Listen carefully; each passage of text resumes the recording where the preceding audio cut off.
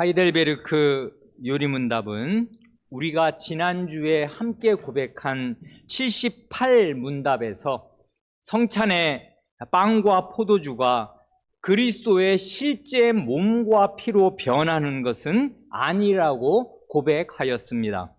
이것은 사실상 로마 교회 화채설은 성경의 진리가 아니라고 고백하는 것과 같은 것이겠습니다.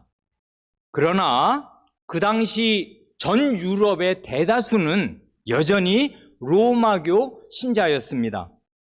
또한 개신교 신자라고 하더라도 수백 년 이상 이어져 내려온 로마교의 화채설에서 하루아침에 온전히 벗어난다는 것은 쉬운 일이 아니었습니다. 그렇기에 하이델베르크 요리문답 80문답에 로마교의 화채설이 가진 치명적인 문제점이 무엇인가를 조목조목 밝히는 것입니다. 그래 함께 이 80문을 고백하겠습니다. 주의 만찬과 로마 교회의 미사는 어떻게 다릅니까? 답.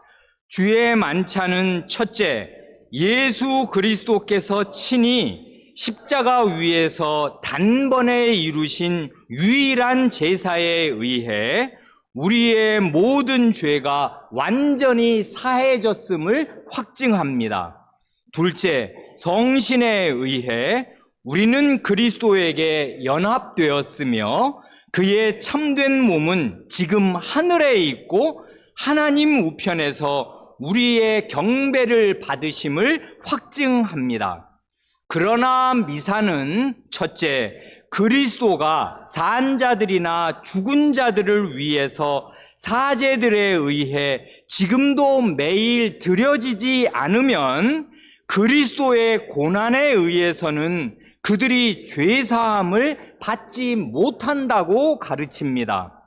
둘째, 그리스도는 떡과 포도주의 형체 속에서 몸으로 존재하기 때문에 그 속에서 경배를 받아야 한다고 가르칩니다. 그러므로 미사라는 것은 근본적으로 예수 그리스도의 단번의 제사와 고난을 부인하는 것이며 저주받을 우상 숭배입니다. 이 80문의 질문은 성찬과 로마 교회 미사가 어떻게 다른가를 묻습니다. 그러니 이건 사실상 로마 교회 미사는 성찬이 아니라고 말하는 것과 같은 것 아니겠습니까? 그 시대를 감안할 때 이게 얼마나 담대한 질문인지 한번 생각해 보세요. 로마 교가 전 유럽을 꽉 잡고 있고 그 신성 로마 제국의 황제가 스페인 그 황제가 전체를 그 스페인의 무적함대라고 무섭지 않습니까? 군사력으로 지배하고 있던 시절에 로마 교회 미사와 성찬이 어떻게 다릅니까? 하고 말을 꺼낸다는 것은 이게 목이 몇 개 있어야 되는 일이라는 말입니다. 그런데 이렇게 우리의 선조들은 그 어려운 시대에 담대하게 묻습니다. 이 질문은 원래 힘이 있는 거예요. 진리에 뿌리 박고서 거짓을 밝히는 질문은 힘이 있는 것이란 말입니다. 질문의 답은 먼저 성찬이 확증하는 것이 무엇인가를 두 가지로 요약합니다. 그러니까 알아야 할 것을, 진리를 먼저 확 밝히는 것이지요. 그 다음에 로마 교회 미사가 이 밝힌 두 가지 본질에서 어떻게 빗나가고 벗어나 있는가를 지적합니다. 그래, 이런 말 있지 않습니까? 위조지폐, 위패를 감별해내는 지름길은 진짜 화폐, 진폐를 많이 만져서 그 진폐에 대한 감각을 익히는 거다 하는 말이 있잖아요. 마찬가지로 이단이나 그릇된 교훈의 허점이 무엇인지를 제대로 아는 지름길은 참된 교리를 정확하고 깊이 있게 알 뿐만 아니라 경험하는 것입니다. 그래야 그릇된 이단 사설을 누가 얘기하든지 전 세계가 어떻게 믿든지 관계가 없이 그런 말을 들으면 아니 그건 진리에서 빗나간 거다 하고 자기 마음에 말할 수 있게 되는 것이고 질문할 수 있게 되는 거란 말입니다. 그래, 이 80문의 답이 알려주는 성찬이 확증하는 사실은 이 두 가지입니다. 첫째, 예수 그리스도께서 친히 십자가 위에서 단번에 이루신 유일한 제사에 의해 우리의 모든 죄가 완전히 사해졌음을 성찬은 확증합니다. 그러니 이것보다 더 좋은 건 사실 없지요. 성찬은 우리의 완전한 사죄를 확실히 증명하는 예식이란 말입니다.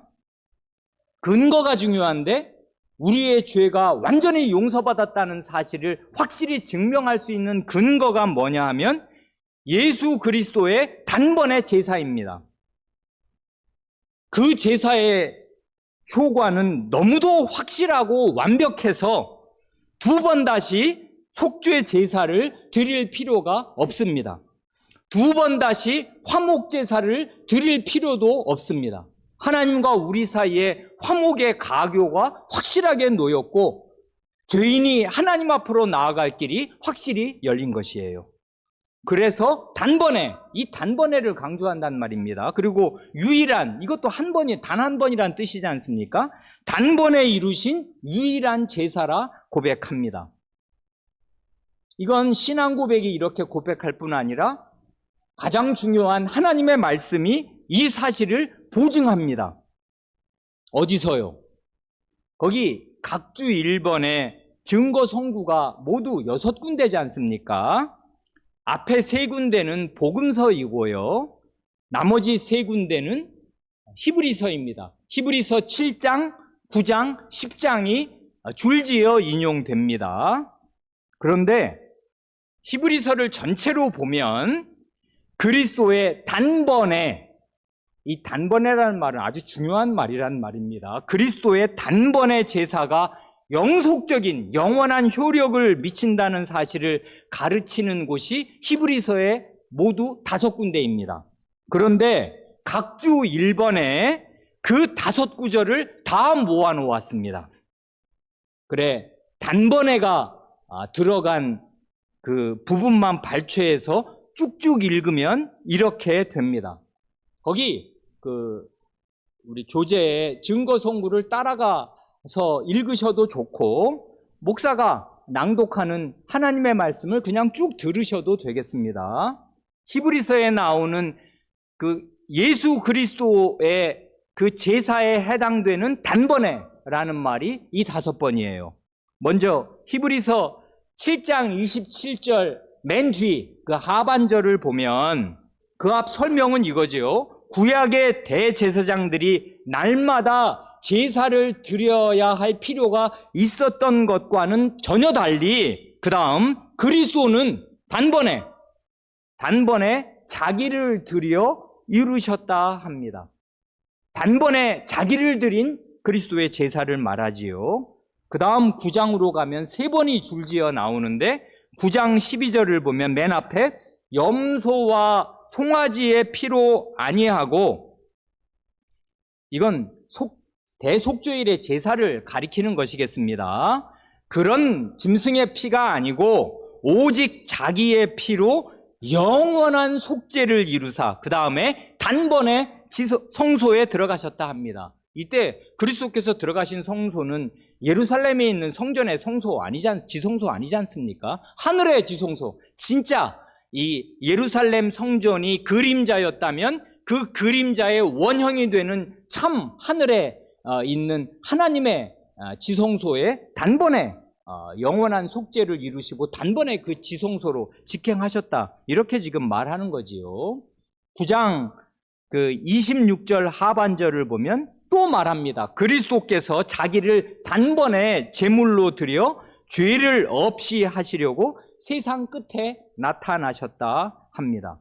여기 보면 지금 그리스도를 대제사장으로 묘사할 뿐 아니라 그 대제사장이 드린 단번의 제물도 나오는 거지요. 자기라고 그리스도 자신이라고 표현도 하고 그리고 그리스도의 피로 말씀하시기도 해요. 자기의 피, 그리스도의 피 말입니다. 그리고 9장 28절 상반절을 보면 그리스도도 많은 사람의 죄를 담당하시려고 단번에 들이신 바 되셨다 합니다. 많은 사람의 죄를 해결하려면 많은 제사를 드려야 될 것 같은데 그게 아니에요. 단번에 한 번 제사를 드리면 많은 사람의 죄가 해결된단 말입니다. 그래서 9장 26절과 28절에는 이 제사의 효능이 나와요. 뭐예요 그게? 죄를 없이 하시는 것입니다. 죄를 많은 사람의 죄를 담당해서 속죄의 효능을 가져오는 단번의 제사였다 그것이고, 그 10장 10절에는 더 좋은데 예수 그리스도의 몸을 단번에 들이심으로 말미암아 우리가 거룩함을 얻었다 합니다. 이건 죄 용서를 받은 것 그 이상을 말하는 것이죠. 죄 용서와 함께 하나님 앞에 나아가서 하나님과 거룩한 사귐을 누릴 수 있는 그 거룩함, 그것을 단번에 자기 몸을 들이심으로 얻게 하여 주셨다 이것입니다. 그러니까 사죄와 성화를 그리스도께서 단번에 확보하신 걸 말하는 것입니다. 하나님의 말씀이 히브리서 한 책에서 이렇게 5번이나 거듭해서 강조하시니 우리는 이 말씀을 확실히 믿을 수 있고 믿어야 하겠습니다. 이 첫째의 사실, 지금 요리문답에서 고백하는 첫째의 사실이 그리스도께서 우리를 위해 과거에 십자가에서 이루어 놓으신 일을 말한다면은 그 다음 둘째는 성신께서 우리를 위해 십자가가 아니라 지금 여기에서 이루시는 일을 또한 말합니다. 그러니 우리의 신앙 고백서는 아주 온전해요. 어디로 치우치지 않는단 말입니다. 그래, 성찬은 둘째 뭘 확증하는가 하면 성신에 의해 우리는 그리스도에게 연합되었다는 사실을 확증하고 그 그리스도의 참된 몸은 지금 하늘에 계시고 하나님 우편에서 우리의 경배를 받으신다는 사실을 성찬은 확증해요.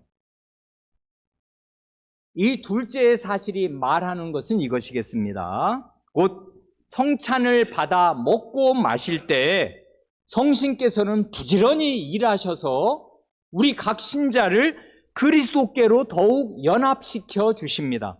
그리스도와 한 몸이 되도록 하여 주신단 말입니다. 그렇게 그리스도와 연합된 신자, 그리스도와 한 몸을 이룬 신자가 할 중요한 일이 무엇인가를 또한 고백하는데 그게 뭐예요? 그리스도와 한 몸이 되면 뭐 하라는 거예요? 머리이신 그리스도께 예배드리는 것입니다. 거기 지금 경배가 나오잖아요. 우리의 예배를 받으시는 그리스도께서 지금 어디에 계시는가? 이 말이 이 문답에서는 아주 중요해요. 그리스도의 육체가 어디 계시냐? 우리의 경배를 받으시는 그리스도의 지금 계시는 곳이 어디냐 할 때 하늘에 계시고 하나님 우편에 계신다 고백합니다. 그러니 이 땅에서 드리는 우리의 지금 이 예배는 그리스도께서 계시는 저 하늘을 향하는 것입니다. 그러니까 우리는 마음의 눈을 들어서 예배 드릴 때마다 그리스도께서 계시는 하늘을 바라봐요. 그래, 저는 이 설교를 준비할 때 연을 생각했습니다. 연 날리기. 겨울 되면은 예전에는 연을 날렸잖아요. 그래, 연 보면 이렇게 끈에 매달려가지고 그 연이 펄럭펄럭 그 하늘 창공에서 날잖아요. 그런 것처럼 말입니다. 물론 비유는 다 한계가 있어서 비유를 그냥 고지고대로 생각하면 안 되는데 우리는 땅에 붙어 있지만 이 연이 저 하늘에 펄럭펄럭 하는데 그 끈이 달려 있어서 이게 왔다 갔다 하고 이렇게 풀었다가 더 올렸다가 할 수 있는데 이 하늘에 있는 연과 우리를 연결해주는 그 실이 있잖아요. 그게 뭐예요? 하늘에 계신 그리스도와 우리 이 땅에 있는 우리를 연결해 주시는 성신이 계셔요. 그래서 우리는 성찬을 받을 때 그리스도와 한 몸으로 연합되면서 우리와 한 몸을 이루신 하늘에 계신 그리스도를 바라볼 수 있고 그 그리스도께 직접 예배드릴 수 있습니다. 이게 우리의 믿음이고 성찬이 확증하는 바예요. 성찬은 우리의 예배가 결코 이 천정을 넘어가지 못하고 우리끼리의 종교 행사로 그치지 않을 것을 확증해요.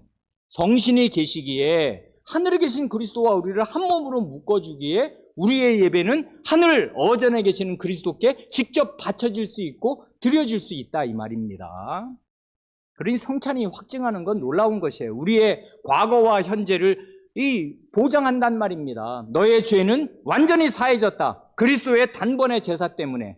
그리고 너는 지금 그리스도와 연합되었다. 그래서 그리스도께서 받으시는 참된 예배를 그의 몸의 지체로서 머리에게 바칠 수 있다. 그거지 않습니까? 몸이 머리의 말을 듣고 움직이듯이 우리도 이 땅에 있을 때 그리스도의 분보대로 우리의 몸을 사용할 수 있어요. 왜냐하면 성신이 우리 가운데 계셔서 우리와 그리스도를 한 몸으로 묶어주시니 그게 가능하단 말입니다. 이걸 성찬이 보증해요. 그러나 로마교의 미사는 이러한 성찬의 두 가지 본질에서 크게 빗나갑니다. 어떻게 빗나가요? 첫째로 로마교는 그리스도의 단번에 제사의 효력을 믿고 의지하는 대신에 인간 사제가 매주 제사를 드려야 신자가 사죄를 받는다고 주장합니다. 뭐 이런저런 말을 교묘히 만들어내요. 영세를 받거나 이제 그 교회 안으로 들어올 때 그리스도의 십자가가 너의 모든 죄를 다 해결해 준다. 일단 그거는 이제까지 지은 죄는 싹 다 해결됐어. 근데 어떻게 해요? 그 다음에도 또 죄를 짓거든. 그런 죄는 봐라. 그 다음에도 죄를 짓지 않냐. 과거의 죄는 다 해결됐다고 치자. 오늘 짓는 죄, 매일 짓는 죄는 또 어떻게 할 거냐. 그럼 미사를 드려야지. 그래서 계속 그리스도의 이 몸을 하나님께 제물로 봉헌해야 그걸 받아 먹어야 네 죄가 사함 받는다. 이런단 말입니다. 그래서 로마교의 미사는 그 성격이 제사예요, 제사. 그렇기에 그 직분자의 직함도 사제의 그 사자란 주관한다는 뜻이고 그 다음에 제자는 제사잖아요. 제사를 주관하는 사람이 사제예요. 그러니까 사제는 다른 말로 하면 제사장이에요. 그래, 로마교의 신부는 다 제사장들이라. 이름이 사제예요, 직분의 이름이. 그리고 로마교에 가보시면 성당, 그 유럽의 성당을 가보거나 우리나라 성당을 가봐도 다 마찬가지인데 거기에서 제일 그 성당의 중심부는 어디예요? 핵심부가 어디냔 말입니다. 성당에 가면 성당의 중심부는 강단이 아니고 제단이에요. 왜 그러냐면 제사를 드려야 되거든. 그래 제사장이 제사를 드리는 그 제단이 가장 중요해요. 그래서 모든 성당의 중심부에는 제단이 놓여 있어요. 그러니까 이건 온 미사는 제사를 지향하고 제사 자체란 말입니다. 이건 성찬의 성격을 정반대로 뒤집어 엎는 행위입니다. 성찬은 신자가 주님의 손에서 받는 것인데 미사는 사람이 하나님께 제사를 드리는 것으로 둔갑시켜요. 그래 받는 게 아니라 드리는 게 돼요. 미사는 제사를 드리는 거란 말입니다. 그러나 우리는 성찬상에서 하나님께 뭘 드리는 게 아니에요. 받아요. 음식을 받는단 말입니다. 그래 이걸 달리 줄여서 표현하면 식사인 성찬을 제사로, 식사가 아니라 제사로 둔갑시키는 것입니다. 가장 심각하고 치명적인 문제는 이렇게 되면 그리스도의 단번에 제사의 효력을 사실상 부정하게 되는 것이에요. 뭘 모자르는 것처럼. 그래서 사람이 그리스도의 십자가의 제사 위에 날마다 뭘 보태야 될 게 있는 것처럼 실제로 그렇게 제사를 드린다고 하니 그리스도께서 단번에 영원히 이루신 그 십자가 제사의 효력을 삭감시키게 되고 사실상 부정하게 된단 말입니다. 그러니 이건 작은 일이 아니에요. 둘째는 어떻게 성찬의 본질을 뒤집어 엎는가 할 때 예배의 대상이 하늘에 계신 그리스도에서 이 성찬상에 빵과 포도주로 둔갑하게 돼요. 왜냐하면 이 빵과 포도주가 그리스도의 실제 몸과 피로 바뀌었으니까, 이게 그리스도의 실제 몸과 피로 바뀌었다는 게 그 사람들의 교리의 핵이거든요. 그러니 이제 그리스도의 몸과 피로 바뀐 이 빵과 포도주에 경배드려야 하는 것입니다. 이렇게 되면 꼼짝없이 물질 숭배요 우상 숭배가 됩니다. 과거 이스라엘이 자기들이 만든 금송아지 물질을 가리켜서 이게 우리를 애굽에서 구원해 내신 여호와 하나님이라고 하면서 예배 드렸던 것과 별반 다르지 않는 것입니다. 그렇게 말하면 그 사람들은 펄쩍 뛰겠지요만은 물질 숭배인 면에서 똑같아요. 하나님과 그리스도는 그 어떤 경우에도 이 피조세계 안에 있는 물질과 동일시 될 수 없고 동일시 되어서는 안 되는데, 빵과 포도주를 그리스도의 몸으로, 빵과 포도주가 그리스도의 몸이라고 바뀐다고 믿는 순간에 이건 숭배의 대상이 돼요, 물질이. 왜냐하면 그리스도니까. 그게 정말 거기다가 절한단 말입니다. 절해요, 다. 그리고 무릎 꿇고 받거든. 그 사람들은 아예 여기 여러분 앉아 계시는 이 좌석에 무릎 받침대가 다 있어요. 그 신발 놓는 그런 자리에. 그래서 딱 무릎을 거기다가 꿇고, 이 성찬 받기 전에는 딱 무릎을 다 꿇어요. 그러고 나서 한 사람씩 나와가지고 이제 그 콘스타치를 받는단 말입니다. 이렇게 되면 어떤 문제가 발생하는가 하면, 하늘에 계시는 그리스도를 이 땅으로 끌어내리는 것이 되고 말아요. 그렇죠. 왜냐하면 그리스도는 원래 하늘에 이제 승천하신 뒤로는 하나님 보좌 우편에 앉아 계시고 그리스도의 육체성은 거기에 계셔요. 그런데 그런 그리스도의 육체를 땅으로 끌어내려서 세상에 성당이 한두 개가 아니잖아요. 각 성당마다 그리스도께서 육체로 현존하셔야 해요. 왜냐하면 그 사람들은 매일 그 미사를 행하고 매주 미사를 행한단 말입니다. 그러니 매주 그리스도께서 바쁘기도 하겠습니다. 하늘에서 맨날 내려오셔야 돼. 그래서 여기 빵과 포도주 속에 현존하셔야 된단 말입니다. 그리스도의 육체가. 그러니 이렇게 되면 예배에서 신자의 마음이 그리스도께서 계시는 저 하늘을 향하게 하는 게 아니라 이 땅의 물질로 향하게 하는 것이에요. 그러니까 이건 보통 일이 아니란 말입니다. 두 가지, 성찬의 그 본질을 그리스도께서 과거의 십자가에서 단번에 이루신 제사의 효력이 뭐나 그거를 성찬은 확증해 준다. 그리고 현재 우리의 그리스도와의 연합과 우리의 예배가 하늘로 향할 수 있다는 거, 하늘 지성소로 직행할 수 있다는 것을 성찬은 보증한다. 왜? 성신이 우리를 그리스도와 연합시켜 주니까. 이걸 성찬이 보증하니까. 하고 가르치면 초점이 달라지는 것인데 이 두 가지 초점을 다 이제 망가뜨려 버린단 말입니다. 그러니까 미사는 작은 일이 아니에요. 그런데요, 정말 중요한 건 이것입니다. 로마교 미사의 그릇된 점을 조목조목 비판할 수 있는 게 능사가 아니고 성찬의 본질을 꼭 붙들고 맛보고 경험하는 게 가장 중요한 거 아닙니까? 진폐의 감각을 딱 익히는 사람이 위패를 만지면 이건 뭔가 이상해. 이건 표현은 할 수 없는데 뭔가 이상해. 그러면 그게 진짜 위패예요. 위패는 이렇게 구별하는 것입니다. 그걸 본다고 아는 게 아니에요. 안 보여요. 너무나 정교해서. 그런데 만져보면 알거든. 어떤 사람이 알아요? 진패를 경험해 본 사람이 위패를 아는 것이에요. 그것처럼 성찬의 본질을 맛보고 경험한 사람이라면은 첫째로 그리스도의 단번에 제사의 효력을 굳게 의지하고서 나의 죄, 움직일 수 없는 그 나의 죄가 완전히 용서받았음을 확신하는 것이에요. 그러면 마음에 기쁨이 없어요? 자기의 죄가 정말로 그리스도 덕분에, 그리스도의 그 완전한 단번의 제사 덕분에 완전히 해결됐다는 사실을 믿으면, 확신하면 기쁨이 없냔 말입니다.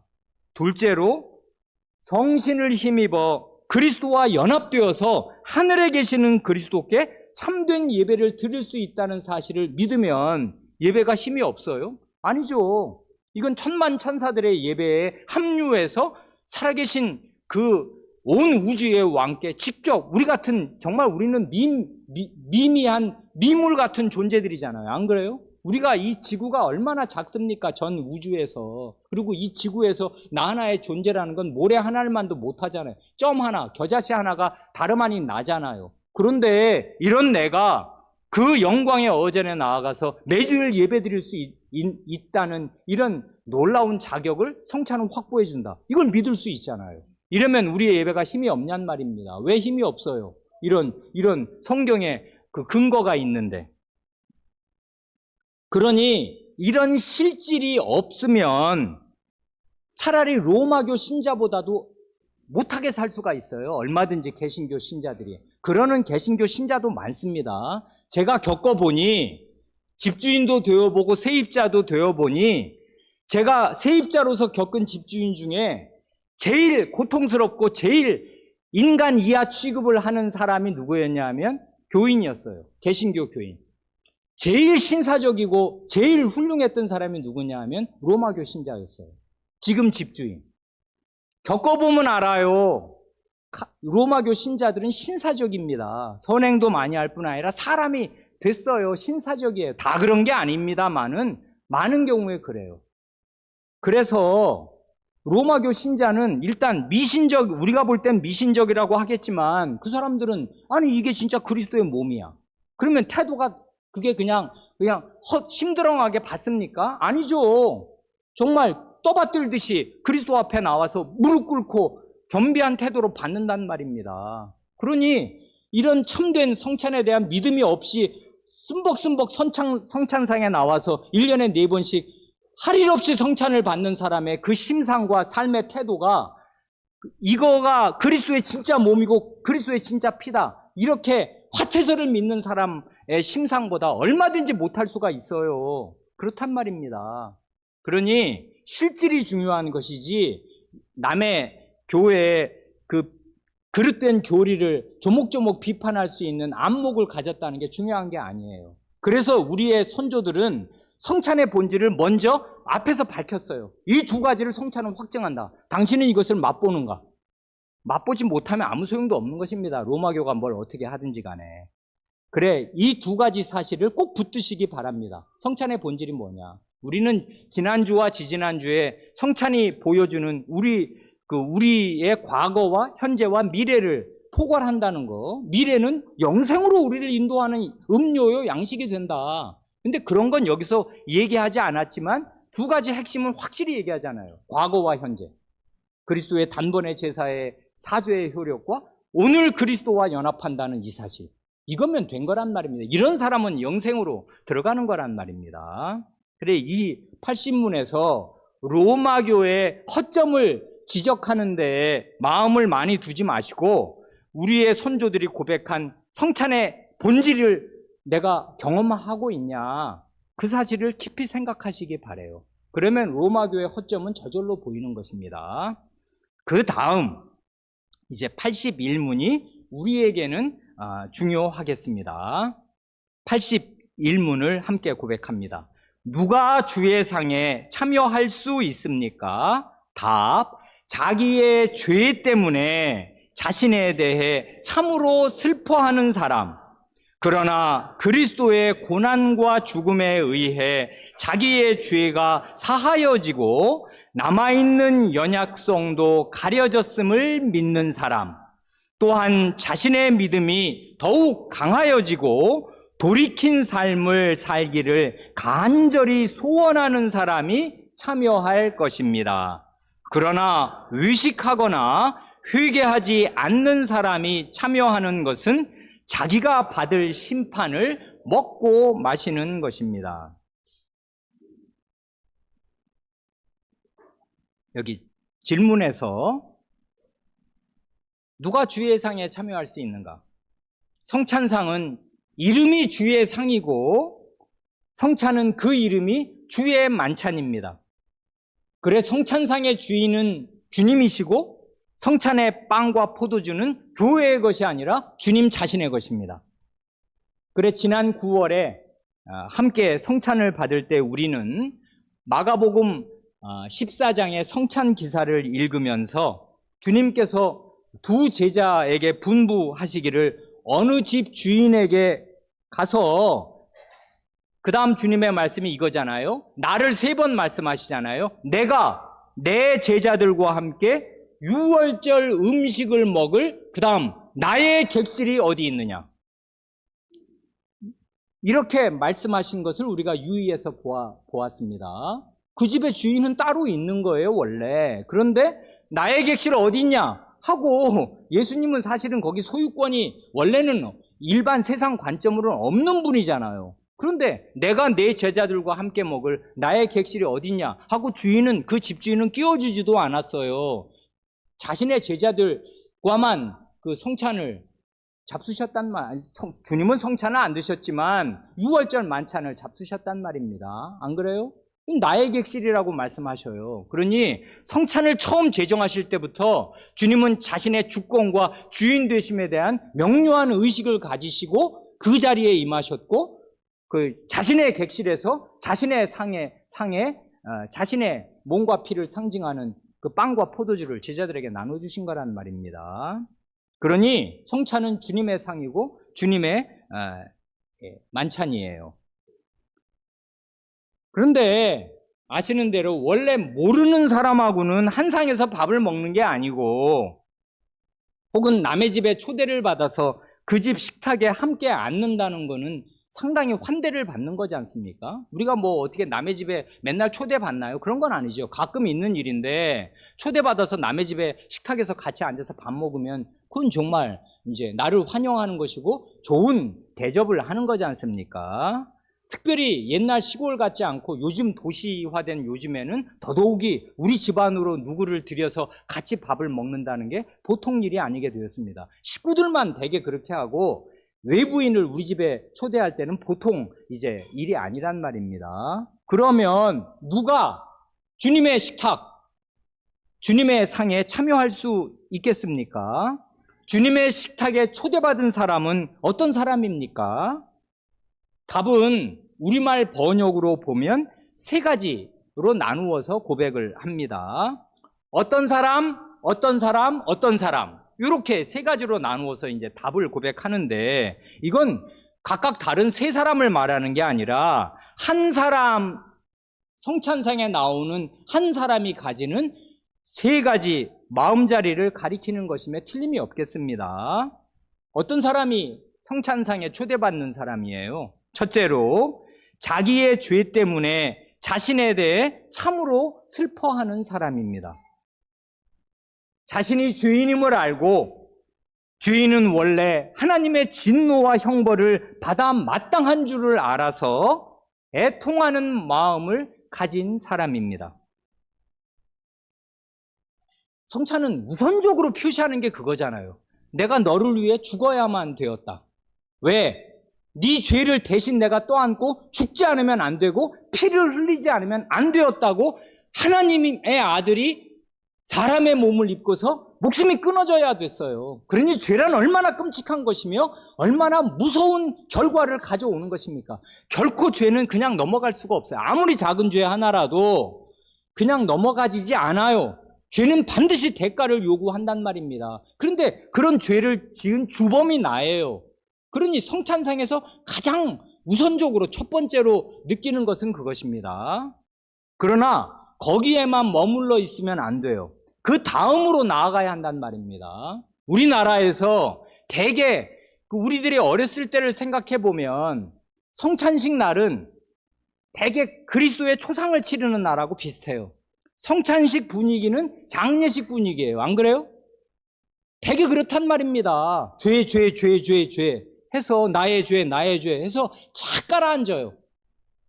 그래야 마땅합니다마는 거기에만 멈추면 성찬을 제정하신 원래 뜻이 무산되는 거예요. 성찬은 우리에게 죄책감을 느끼라고, 그래 넌 죄인이다, 죽어 마땅하지, 거기에 머물러 있으라고 성찬을 제정하신 게 아니고, 그리스도가 그래서 죽으신 게 아니란 말입니다. 우리를 살리시려고 그리스도께서 죽으신 거 아니에요. 그러니 왜 성찬 예식이 장례식이 되어야 되며 그리스도의 추도식이 되어야 하냔 말입니다. 성찬은 잔치상이에요. 그래서 둘째로 나아가야 하는 것입니다. 첫 번째에 머물러 있으면 안 돼요. 그걸 당연히 마음에 자기 죄를 애통하는 마음을 가지면서 우리는 나아갑니다. 어디로 나아가요? 그리스도께로 나아간단 말입니다. 성찬상에 나올 수 있는 사람은 둘째로 그리스도의 고난과 죽음에 의해 자기의 죄가 사하여지고 남아있는 연약성, 남아있는 연약함도 가려졌음을 믿는 사람이 성찬상에 나오는 거예요. 그러니까요, 자신이 죄인임을 인정하고 슬퍼하는 사람은 자기 죄를 알고 인정하는 것에 못지않게, 이게 중요한 건데, 그리스도의 속죄와 사죄를 믿고 의지해야 마땅해요. 그러라고 성찬을 제정하신 거거든요. 내가 너의 죄를 해결해 준다. 이걸 내가 보증한다. 그래서 그리스도께서 제정하신 거니 그걸 안 믿고 죄책감만 느끼면 성찬을 왜 받냔 말입니다. 성찬은 우리의 죄책감을 자극하려고 제정하신 예식이 아니에요. 우리의 죄가 해결될 수 있다는 걸 믿게 해주시려고 제정하신 거란 말입니다. 그러니 방금 전에 살펴본 첫째와 둘째를 합해서 말한다면은 성찬에 참여할 수 있는 사람, 그리스도의 상에 초대받은 사람은 누구인가 하면 첫째는 회개하는 사람이요, 둘째는 그리스도를 믿고 의지하는 사람입니다. 회개와 믿음, 이게 성찬상에 초대받는 초대장이에요. 회개와 믿음입니다. 그런데 그게 다가 아니잖아요. 남아있는 연약성도 가려졌음을 믿는 사람이라는 말이 거기에 덧붙여져 있지 않습니까? 그러니 그리스도의 고난과 죽음이 어느 정도로 강력하고 효력이 있는가 할 때 우리의 모든 죄를 덮을 수 있을 뿐만 아니라 우리 안에 여전히 남아있는 그 치명적인 연약함, 죽어야 없어질 우리의 연약함도 덮을 수 있다, 그것 아니에요. 이 사실을 믿고 의지할 때 우리는 양심의 평안을 얻게 됩니다. 자기를 용납할 힘을 얻게 돼요. 우리는 이게 원래 원판불변의 법칙이라고 농담 삼아서 하는 말이 있지 않습니까? 사람은 20살 넘으면 잘 안 바뀌어요. 자기가 고치려고 해도 잘 안 고쳐지는 성격상의 약점은 안 바뀝니다. 그거 안 바뀌어요. 그래서 계속 실수를 저지르고 계속 문제를 일으켜요. 관계 가운데 자기 혼자 살면서도. 그러면 사람이 자포자기하고 이제 기운이 쫙 빠진단 말입니다. 아니, 예수님 믿었는데 기쁜 게 아니라 죄책감에다가 그 다음에 이 좌절감이 점점 더 쌓이네. 이렇게 되면 예수님 믿었는데 힘이 하나도 안 생겨요. 자기를 용납할 힘은 어디서 나오는 거예요? 그리스도의 고난과 죽음이 나의 죄를 덮어줄 뿐 아니라 나의 남아있는 이 연약함까지를 덮어주실 수 있다. 그러고 말고 이게 하나님의 아들의 고난이고 하나님의 아들의 죽음인데 나의 죄와 연약함보다 하나님의 아들의 몸과 치른 값이 더 약하다, 그 말인가? 그럴 수 없어요. 그러니 우리는 그리스도를 믿는 믿음으로 나를 용납하는 것이에요. 원래 자기를 용납하는 게 제일 어렵습니다. 양심이 정직할수록 그런 거예요. 자기 용납이 안 되거든요. 왜냐하면 이게 해결이 안 되는 연약함이 늘 남아서 나를 쿡쿡 찌르기 때문에 그게 불쑥불쑥 튀어나오니까 방법이 없지 않습니까? 이게 홀수할 수 없는 인간이구나. 맞아요. 홀수할 수 없는 인간인데 그런 연약함을 그리스도께서 자신의 고난과 죽음으로 덮어주신다, 그거지 않습니까? 이걸 성찬이 보증해요. 그러니 우리는 믿을 수 있어요. 그 그리스도를 믿는단 말입니다. 그래, 옛날 찬송가 가사가 생각나기도 합니다. 내 모습 이대로 주 봐두옵소서. 날 위해 돌아가신 주, 날 봐두옵소서. 그런 가사, 나주의 도움 받고자 주 예수님께로 옵니다. 뭐 그런 찬송 예전에 많이 부르셨지 않습니까? 그것처럼 내 생긴 모습 이대로, 나의 연약함이 어떠하든지 간에 내 모습 이대로 그리스도께서 받으신다는 거, 이거를 우리는 믿는 믿음으로 성찬상에 나오는 거예요. 그리고 성찬상에 나올 때 우리는 양심의 평안과 안도를 얻습니다. 그리스도께서 내 생긴 걸 다 아시면서도 나를 받으시고 덮으신다. 그걸 내 죄만이 아니라 나의 치명적인 약점까지를 덮으신다 하고서 믿고 나온단 말입니다. 그러니까 우리의 그 선조들의 이 의식을 보세요. 이건 사죄와 성화를 동시에 말하는 거지 않습니까? 언제든지 그래요. 이분들의 생각은 아주 균형이 있단 말입니다. 우리의 옛 죄를 깨끗하게 하실 뿐 아니라 남아있는 연약함까지를 해결하여 주시는 그리스도의 십자가를 바라본단 말입니다. 셋째로, 또한 성찬에 참여하는 사람은 어떤 사람인가 하면 자신의 믿음이 더욱 강하여지고 돌이킨 삶을 살기를 간절히 소원하는 사람이 참여할 것입니다 해요. 그래, 성찬은 본질이 식사잖아요. 허기진 상태에서 식사를 하고 밥을 먹으면 기운이 나듯이 성찬의 은혜를 바르게 받으면 우리의 영혼이 에너지와 기쁨을 얻게 됩니다. 빵은 에너지원이요, 포도주는 기쁜 잔치 음료입니다. 그래, 성찬에 포도주가 들어간 게 이건 아주 뜻있는 거예요. 그럼 그리스도의 피를 표시할 뿐만 아니라 이건 기쁨의 음료란 말입니다. 포도주는 잔치 음료예요. 우리에게 삶의 기쁨과 참된 그 평안을 주시려고 그리스도께서 6월절에는 원래 없던 6월절 음식에 포도주가 있어요? 원래 없어요. 6월절에는 뭐 먹는 거예요? 무교병, 양고기, 순나물, 이게 전부예요. 포도주는 나중에, 이스라엘에 이게 원래 큰 절기 잔치니까 나중에 포도주는 전통적으로 들어온 건데 주님께서 딱 두 요소만 뽑으시기를 빵하고 포도주를 딱 뽑으셔서 그걸로 이 성찬을 제정하셨을 때 그리스도의 마음에 잔치에 대한 그 기쁨에 대한 그리스도의 기대가 없어요? 내가 하나님 나라에서 너희와 함께 이 포도주를 다시 마시는 날까지는 이 땅에선 다시 안 마신다 할 때 그리스도의 마음에 하나님 나라의 잔치에서 함께 자기 백성과 앉으실 그 기대와 기쁨이 없냔 말입니다. 그래, 포도주를 마시면 죄책감에 찌들라는 게 아니고 기쁨을 얻으라 그거예요. 이런 기쁨을 가지는 것입니다. 그래, 성찬을 받아서 자신의 믿음이 더욱 강화되고 그래서 그 힘으로 하나님과 이웃을 더욱더 사랑하고 살기를 소원하면서 우리는 성찬상으로 나오는 것입니다. 이런 사람, 이 세 가지, 이건 뭐 길지도 않으니까 한번 읽으면 다 마음에 대강 아실 수 있는 이야기입니다. 자기의 죄를 슬퍼하되 예수 그리스도를 참되게 믿고 의지하면서 그러나 거기에 멈추지 않고 그리스도를 양분으로 삼으면 전진해야 할 나의 삶이 있잖아요. 이런 삶을 내가 어떻게 꾸려갈 거냐? 그리스도를 에너지원으로 삼고 기쁨의 근원으로 삼아서 나는 할 일을 하고 살아야 한다. 그러기를 원한다. 이런 에너지를 내게 주시기를 하고 배고픈 사람이 밥상으로 나오듯이 이제 그리스도를 양식으로 취하려고 이 성찬상으로 나오는 그런 마음을 가진 사람들을 그리스도께서 자신의 상에 초대하신다. 그거지 않습니까? 그런데 이 81문의 답에는 경고가 붙어 있습니다. 맨 마지막이 그렇죠. 그러나 의식하거나 회개하지 않는 사람이 참여하는 것은 자기가 받을 심판을 먹고 마시는 것이라 합니다.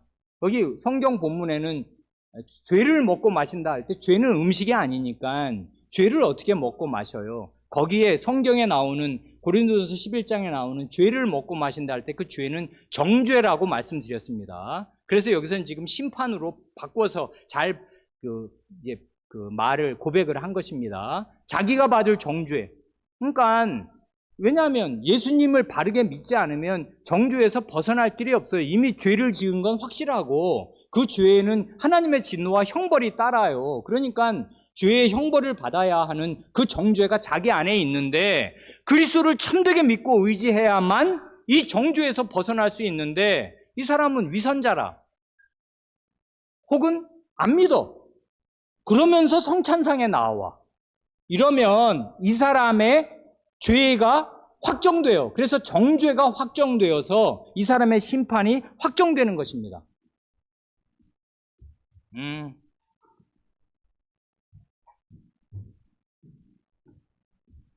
좋아.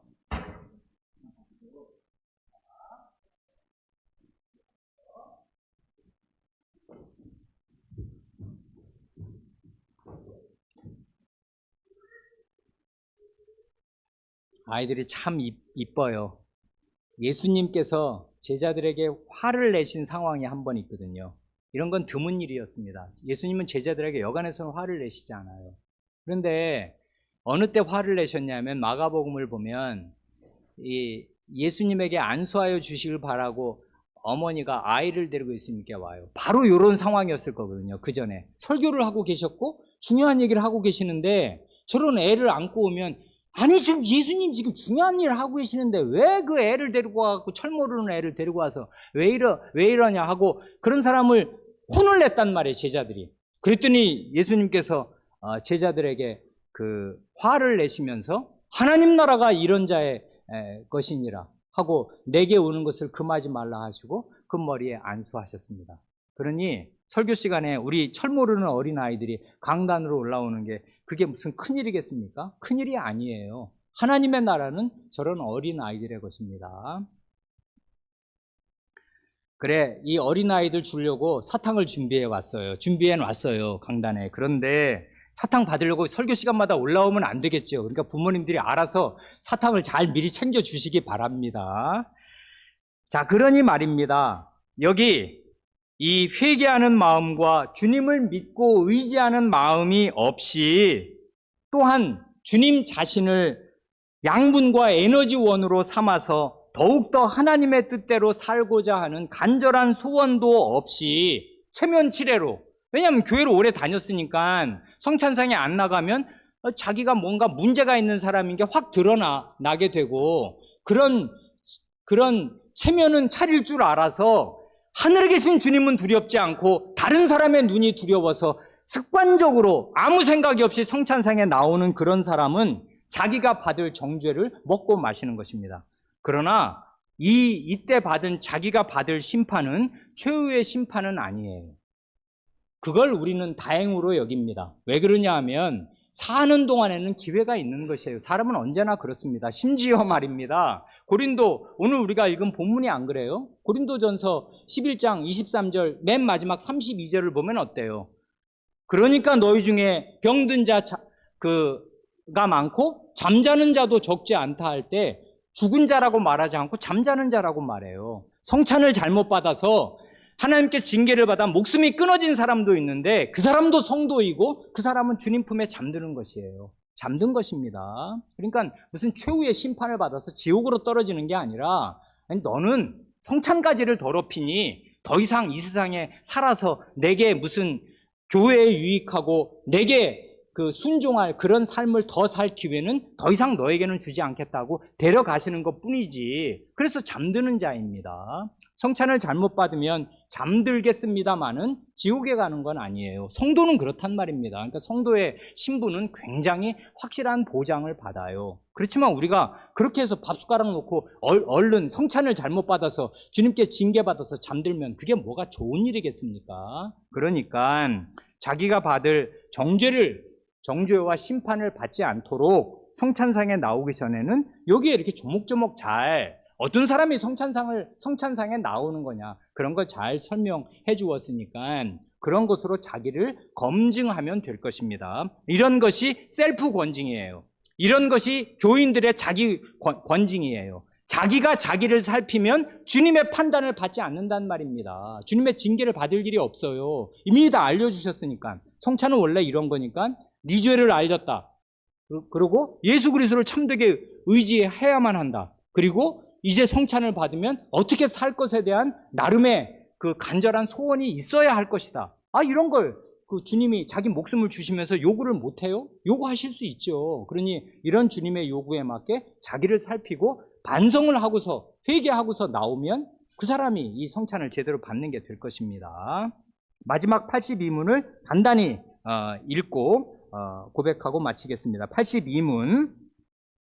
자신의 고백과 생활에서 믿지 않음과 경건치 않음을 드러내는 자에게도 이 성찬이 허용됩니까? 답, 아닙니다. 그렇게 되면 하나님의 언약이 더럽혀져서 하나님의 진노가 모든 회중에게 내릴 것입니다. 그러므로 그리스도와 그의 사도들의 명령에 따라 그리스도의 교회는 천국의 열쇠를 사용하여 그러한 자들이 생활을 돌이킬 때까지 성찬에서 제외시킬 의무가 있습니다. 여기 82문의 질문을 보면 고백과 생활이 나오네요. 고백. 최소한 사도신경의 내용을 믿고 주님을 믿는다고 믿음을 고백했으니까 성찬회원이 된 것인데, 나중에 어떤 이유에서든지 바른 신앙 고백에서 이탈하는 경우가 있을 수 있습니다. 무슨 이단 사설을 이제는 알고 보니 그렇다고 하면서 뭘 말을 자꾸 한단 말입니다. 이런 고백에서 빗나간 경우, 또는 생활, 말은 여전히 믿는다고 하는데 그의 생활은 그의 신앙 고백과 전혀 다르게 불신자처럼 사는 경우도 있을 수 있고, 때로는 불신자만도 못하게 사는 경우도 있을 수가 있습니다. 신자가 알코올 중독이 웬 말입니까? 있을 수 없는 일이에요. 안 된단 말입니다. 그러면 불신자도 그렇게 안 사는 사람, 건전히 사는 사람 많잖아요. 그러니 자기의 신앙 고백과 상관이 없이 자기의 생활이 어떤 중독에 찌들어 있는 사람은 자기의 믿음과 생활이 다른 것이에요. 그런 사람이 그런 죄를 참되게 회개하지 않는 상태로 성찬을 받으면 하나님의 언약이 더럽혀져서 하나님의 진노가 모든 회중에게 내린다 합니다. 이 말의 중요성을 잘 이해하시겠습니까?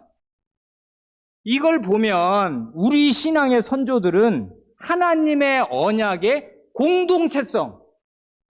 공동체성을 아주 잘 인식하고 있어요. 하나님의 언약은 가장 우선적으로, 가장 일차적으로 하나님의 말씀이 왕명으로 준수되는 거룩한 사회, 언약 공동체를 형성하려고 주신 것이에요. 그래, 언약은 어느 한 사람에게, 다윗에게 혹은 아브라함에게 주시더라도 언제든지 그 언약의 내용을 뜯어보면 사회가 들어있어요. 그 언약을 받은 사람을 머리로 해서 세워질 거룩한 사회를 지향해요. 언약은 언제든지 공동체를 지향한단 말입니다. 그래, 하나님의 언약 백성은 연대 책임을 져요. 이걸 요즘에 젊은 아이들, 젊은 사람들, 어린 아이들은 거의 이해하지 못할 것입니다. 제가 잘못했는데 왜 내가 매를 맞아요? 이렇게 생각을 하거든요. 이건 이 공동체의 연대성을 잘 모르는 것인데, 자기 아버지가 사형수가 되면 아들은 우리 아버지가 잘못했지 나는 왜 고생을 해야 돼? 이럴 수 있어요? 없지요. 식구 중에 누가 한 사람이 굉장한 불명예에 떨어지면 그 식구가 다 손가락질을 받아도 마땅한 것이에요. 안 그래요? 그 집안 윗사람이니까.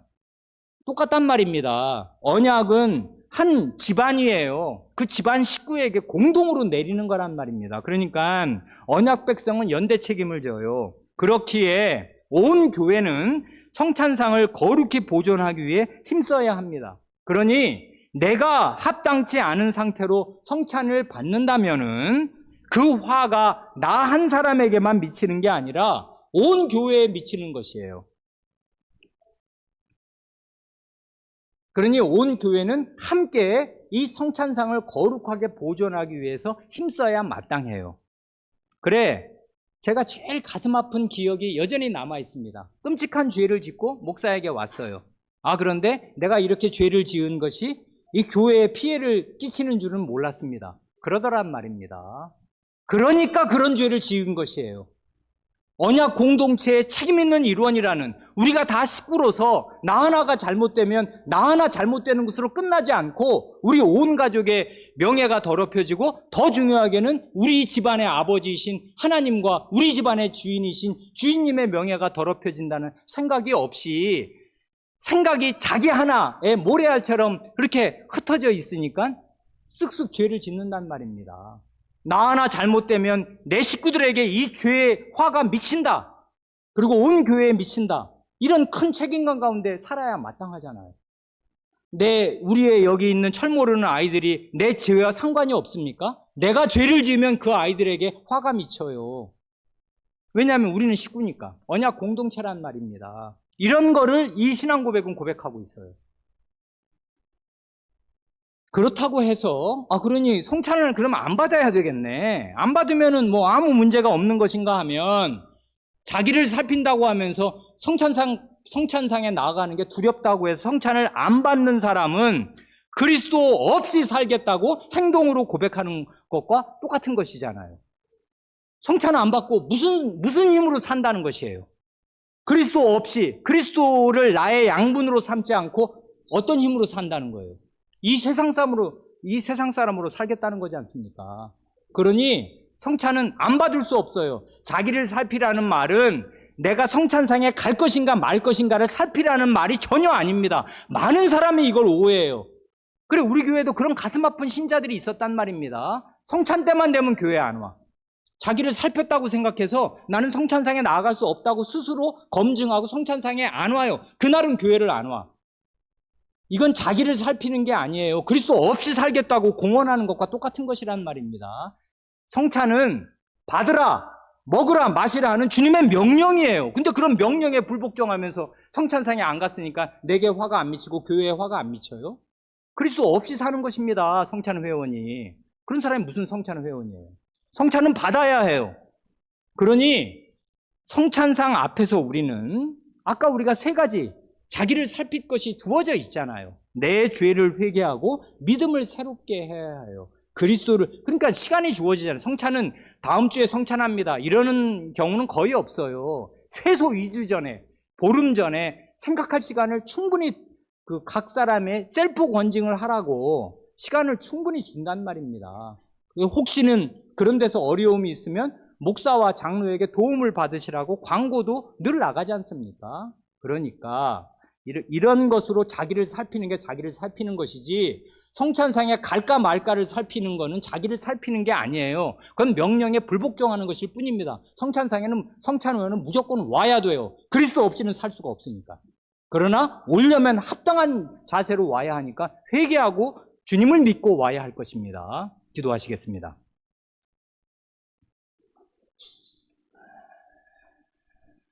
주님, 저희 선조들의 믿음의 고백을 저희가 하나하나 곱씹을 때, 이 거의 500년 전, 460년 전에도 어떻게 이렇게 성찬을 자기 시대와 대결하면서 정순하게 이해하고 바르게 고백하였는지 저희 눈에 기이하오며, 과연 성신께서는 그리스도의 교회를 진리 가운데로 인도하시는 진리의 신으로서 역사의 가도에서 그리스도의 교회를 언제든지 참된 신앙 고백을 하게 하시며 이 신앙 고백 위에 굳게 서게 하시는 진리의 신이심을 다시금 믿게 되옵니다. 이런 성신께서 저희 안에도 계시오니 저희 선조들의 믿음으로 저희도 마음을 무장하게 하시고 참된 믿음으로 성찬상에 다 나아와 은혜를 받게 하시옵소서. 우리 구주 예수님의 이름으로 기도합니다.